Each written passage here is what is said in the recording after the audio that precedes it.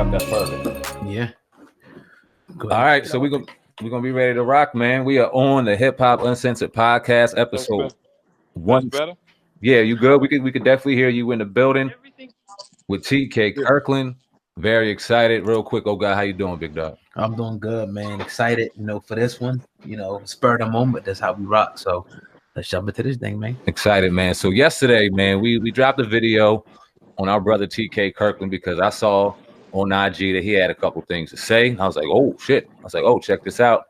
Let's talk about this. And we had the conversation, and we got a great little call this morning from our brother TK. And I was like, oh shit. He said he wanted to school us brothers on the art of a couple things. So the floor is yours, brother TK Kirkland. First off, how you doing, brother? I'm doing good. It's good to see you. It's good to see y'all still doing your thing.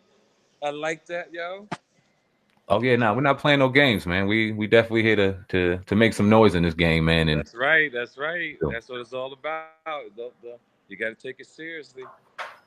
Absolutely. So yeah, man. I mean, talk about talk about the post yesterday. So I seen it first off, and it surprised the shit out of me for a number of different reasons.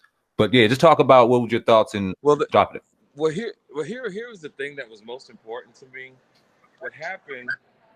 I normally don't tell my business, and what I want young men around the world to understand that this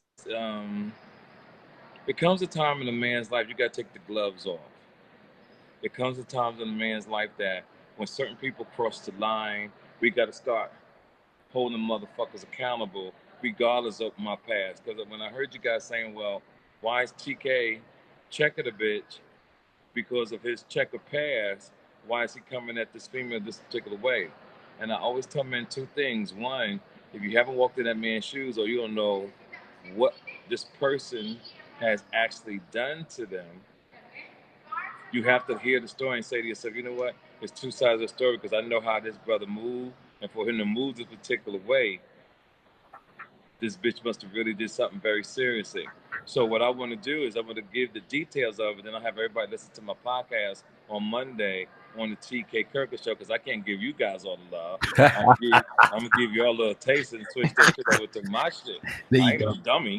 I ain't mad at you, man. The name of the show on Monday episode is gonna be "We Got to Hold These Hoes Accountable." And my point is this: I had a young lady from Columbus, Ohio, her name was Akia Cade, pretending that her mother was dying of cancer, pretending that she was dying of cancer, playing the role that she was extremely sick for months. I'm traveling the country. I'm thinking this woman's about to die. I let her in my home. And I'm traveling. She steals money from my children that I had in certain banks. She stole some jewelry. Now, I was going to take the L personally.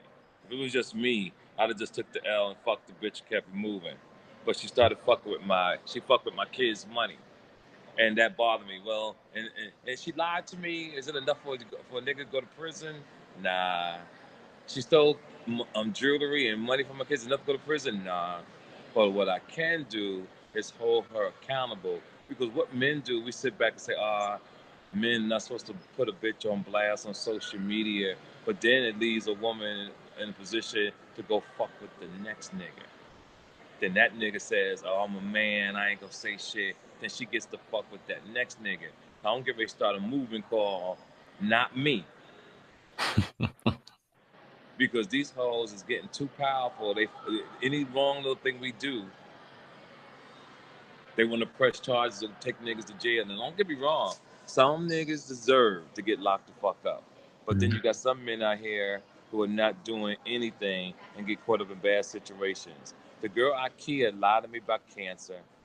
I let this woman move into my home. She lived in my home for 5-6 months.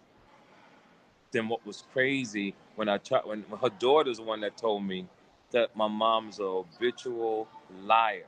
I went to not married the bitch, yo, for business reason. She wanted me to take care of her finances for her, and it was a serious business move. So I talked to Morgan Stanley. Morgan Stanley people told me that's what I should do. That's the movie played. Turned to come to find out this bitch was trying to take my house. She was trying to get spousal support. And all of it was a lie. All of it was a fraud. Then after I put the bitch out, because when I found out, I took everything out the house. I took the pictures off the wall. I sold all the furniture. I had the bitch and her kids living on the motherfucking floor because I didn't want to put my hands on, so I had to do something to be vindictive. Once she left the house, we went to court. I'm thinking I had a slam dunk case representing myself, which was I fucked up on that. The judge ruled in her favor $5,000 for relocation fee because her attorney was claiming that I uprooted this bitch, her and the kids. Well, I had overwhelming evidence to prove otherwise. So I went into a thing called motion to reconsider. We go back to court in July. I'm messing around, really gonna get the annulment.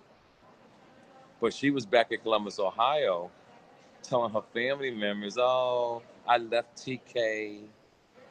We settled for he's an abuse. I got a restraining order. I get $50,000, but I settled for 25." So yesterday, when her one of my friends know her family, and they was like, "Yo, she hanging out with Bobby V. V, you know, I'm OG. I don't know who everybody is." And when they sent me the picture, they said, "Oh, this is Bobby V. That's my nigga." So I put the picture up. I put the picture up with Bobby V. Hold on a second. I put the picture up with Bobby V to just in case that she was fucking with the nigga, to put the bitch on blast. So Monday on my Instagram, I'm putting up a video where I actually taped the woman lying. I got everything on tape about the lie. Why do you have to lie? Why do you have to do that? Because I'm starting exposing these hoes, and I want men out here and around the world to start holding these bitches accountable and start videotaping them and putting their ass on blast so they don't fuck with the next nigga. Because as a man, I really, like I said, I wasn't gonna fuck with the bitch. As a man, as the way I move, I wasn't gonna fuck with her. But when that bitch fucked with my babies, it was a whole nother motherfucking ball game. So to the women out there who are getting niggas, you know how back in the days like, oh, bitches getting niggas and all that. And I know niggas is foul too, you know, but this is a special kind of case. This case right here, is kind of close to my heart because they fuck with my babies, and I think everybody on Instagram around the world know TK Kirkland know how I feel about my kids. So they truly lucky, and I'm really proud of myself that I ain't beat the bitch ass. I'm really proud of myself. But I saw myself in jail talking to a brother. He said to me, "Yo, T, to the motherfucker, hey, why are you in here?" And I told the nigga, "Yo, this bitch lied to me." And the nigga said, "You went to jail because a bitch lied to you, nigga? Shut your motherfucking mind." So years ago, I always reacted first and thought about the consequences afterwards. Now I'm able to think about the consequences first and learn how to react. So the reason why I called you guys is because I wanted this information to get out there so when your listeners hear, because you know there's a nigga right now getting ready to go to jail for domestic violence. There's a nigga right now getting ready to crack a bitch upside her motherfucking head. And we want men to start staying in control of their emotions and stop losing everything that we worked hard for a female, especially if she's foul. And ladies, I know you uneducated bitches right now who gonna say, "Oh, well, what about the niggas? You know, we ain't talking about the niggas today." But right now, today is about this bitch named Ikea K that crossed the motherfucking lines. Y'all know me, I'm T to the motherfucking K, real nigga, you know. These my twilight years, and these motherfuckers is bringing me back out of some real shit. And she's a little woman, so she ain't really worth me doing what I really need to do. But I could do. We got podcasts now. We got friends like you guys, and we could put people on blast, so that way we don't let another brother get caught up in that type of situation. So you'll hear the rest on the TK Kirkland podcast this Monday called "Let's Hold These Hoes Accountable." I'm gonna play the video because you know hoes get the line. You know some bitches got that look that make the motherfucker want to believe you. So when you talking, "Oh girl, we believe you. That nigga ain't shit anyway." Nah. We got the motherfucking video post. We got the motherfucking video. and we're gonna let the video speak for itself, and then we're gonna let that shit spread.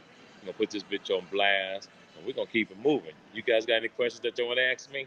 Real quick, TK, I want to ask you something real quick. Glad you got something. So was it crazy you to see her one with Bobby V? And just to extend off of that, when you did this, how often does this happen in the game that we don't hear about? Because obviously we hear nothing but negative about men and things like that.